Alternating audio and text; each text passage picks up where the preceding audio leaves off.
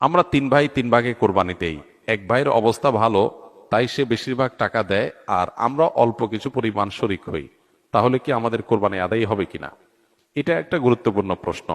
কোরবানি দেওয়ার ক্ষেত্রে বিশেষ করে যখন ভাই ব্রাদাররা মিলে কোরবানি দেন, তখন এরকম পরিস্থিতি তৈরি হয়। একটা গরুর দাম ধরেন 70,000 টাকা। তো এক ভাই, তার উপার্জন অনেক কম, সেজন্য সে 5,000 টাকা দিচ্ছে, আর বাকি টাকা যেটা আছে সেটা হয়তো বাকি ভাইরা দিচ্ছে। কোরবানি হবে কিনা? উত্তর হলো কারোর কোরবানি হবে না।